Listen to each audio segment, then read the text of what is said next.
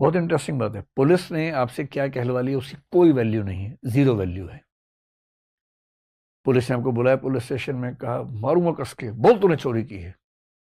कुछ डरना नहीं है, बोलने कि हाँ मैंने चोरी की है, लिख दे तो मैंने चोरी की है। जब भी गवाही होती है ना, या तो होती है सेक्शन 161 में या होती है सेक्शन 164 में। कि अगर कोई व्यक्ति अभियुक्त है, आरोपी है, एक्यूज है, तो उसे स्वयं अपने विरुद्ध गवाही देने के लिए बाध्य नहीं किया जाएगा। संविधान निर्माताओं के सामने यह संकट था, और वो संकट होता ही, जैसे मैंने आपको नॉर्थ कोरिया के नाम से कहानी सुनाई। अगर पुलिस साबित करने पे आ जाए तो साबित तो हो ही जाता है। तो हमारी कानून व्यवस्था ने, जो कि उस समय हमारे संविधान की बहुत सारी बातें ऐसी हैं जो 1935 के एक्ट में थी, इंग्लैंड के सिस्टम में थी, आईपीसी हमारा, सीआरपीसी हमारा, इंडियन एविडेंस एक्ट हमारा, ये सब उस समय की अंग्रेज शासकों ने बनाए, जो इंग्लैंड के सिस्टम से मिलता जुलता था। जगह जगह इस बात की सावधानी रखी गई कि कहीं पुलिस थर्ड डिग्री का इस्तेमाल करके लोगों को मजबूर ना कर दे अपने अपराध मानने के लिए, जो उन्होंने किए भी ना हो। तो उनको बचाना बहुत जरूरी है।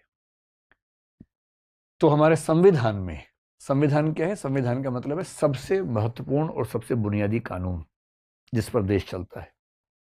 बाकी भी कानून है, पर बाकी कानून उसके नीचे है, उसके अनुसार चलते हैं। लेकिन सबसे महत्वपूर्ण जो कानून होता है उसको बोलते हैं संविधान या कॉन्स्टिट्यूशन। हमारे कॉन्स्टिट्यूशन में एक आर्टिकल है 20, और उसका जो तीसरा भाग है 20, क्लॉज 3 जिसको बोलते हैं, उसमें एक वाक्य लिखा हुआ है, जिसका हिंदी सरल भाषा में भाव ये है कि अगर कोई व्यक्ति अभियुक्त है, आरोपी है, एक्यूज है, तो उसे स्वयं अपने विरुद्ध गवाही देने के लिए बाध्य नहीं किया जाएगा। Someone accused for any crime shall not be compelled to be a witness against himself. आप पर कोई आरोप लगा दिया किसी ने, आरोप तो कोई भी लगा सकता है, किस पे नहीं लगते आरोप। अब पुलिस ने कहा भाई तेरे ऊपर आरोप है चोरी का, इधर आ, तूने की है? आपने कहा नहीं। अच्छा, साइड वाले कमरे में चल। और वहां लाठी भाला तोप लेके आ रहे, मार मार के अंत में आदमी को लगता है यार चोरी मान लेता हूँ, ठीक है, ये तो जान से मार देगा।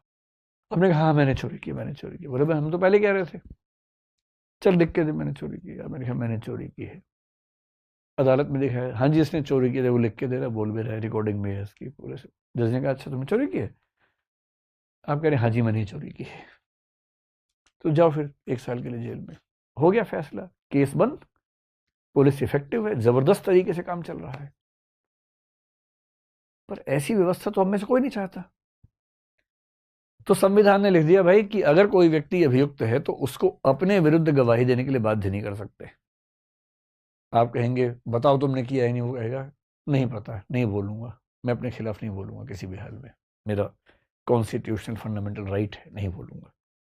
और ये राइट दुनिया के हर सभ्य देश में है, केवल हमारे देश में नहीं, हर सभ्य देश में है। फिर इस बात को और स्पष्ट करने के लिए एक कानून होता है सीआरपीसी, पता नहीं इसका नाम आप जानते हैं, क्रिमिनल प्रोसीजर कोड। एक है IPC, Indian penal code. IPC में लिखा है कौन सा काम अपराध है, कितनी सजा होगी, सब्सटेंटिव लॉ बोलते हैं। सीआरपीसी का मतलब है कि आपराधिक मामलों में अदालत में कार्यवाही कैसे चलेगी, क्रिमिनल प्रोसीजर कोड, प्रोसीजर के बारे में है। जब भी गवाही होती है ना, या तो होती है सेक्शन 161 में या होती है सेक्शन 164 में। जब पुलिस गवाही लेती है तो 161 में लेती है, और जज जो गवाही लेता है वो 164 में होता है, जिसको मजिस्ट्रेट बोलते हैं, या एडिशनल मजिस्ट्रेट होगा। बहुत इंटरेस्टिंग बात है। पुलिस ने आपसे क्या कहलवा लिया उसकी कोई वैल्यू नहीं है, जीरो वैल्यू है। पुलिस ने आपको बुलाया पुलिस स्टेशन में, कहा मारूंगा कस के, बोल तूने चोरी की है। कुछ डरना नहीं है, बोलने कि हाँ मैंने चोरी की है, लिख दे तो मैंने चोरी की है। उसकी कोई वैल्यू नहीं है, 1% वैल्यू उसकी नहीं।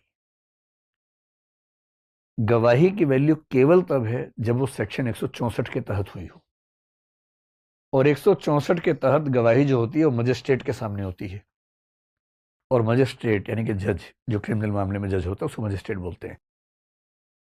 और वो आपको सबसे पहले बोलेगा कि देखिए कन्फेशन करने की जरूरत नहीं है जब तक आपका मन ना करे। कन्फेशन का मतलब आपने इकबालिया बयान की, हाँ मैंने जुर्म किया है। वो साफ साफ बोलेगा कि कानून व्यवस्था के तहत आप कन्फेशन करने के लिए मजबूर नहीं है, ये आपकी चॉइस का मामला है। हाँ मेरे सामने आप कन्फेशन करेंगे तो ये एक सबूत बन जाएगा आपके खिलाफ, आप नहीं करेंगे तो आपकी चॉइस है। हम बाध्य नहीं कर सकते आपको। और फिर वो गवाही लेगा, पूरी गवाही नोट करेगा। नोट करने के बाद उस व्यक्ति को पढ़ के सुनाएगा कि भाई ये नोट किया है, सुन लो, ठीक है? वो कहेगा हाँ ठीक है, तब साइन करेगा वो व्यक्ति खुद भी, और जज भी साइन करेगा उस पर। और मजिस्ट्रेट साइन करने से पहले एक पैराग्राफ लिखना होता है कि सारे नियम समझा दिए गए थे और मुझे पूरा विश्वास है कि इस व्यक्ति ने दबाव में आकर यह बयान नहीं दिया है। यह भी लिखना पड़ता है, तब होती है गवाही सेक्शन 164 में सही। और इसी कानून के सेक्शन 281 में ठीक से बताया गया कि गवाही की नोटिंग की प्रक्रिया क्या होगी, तो इन दोनों को मिला के काम किया जाता है। 161 में क्या है कि पुलिस इन्वेस्टिगेशन कर रही है। अब जो आईओ है, आईओ क्या होता है? इन्वेस्टिगेटिंग ऑफिसर, इन्वेस्टिगेशन ऑफिसर, जो इन्वेस्टिगेट करता है उस मामले को, उसको अधिकार है कि वो किसी को बुला सकता है।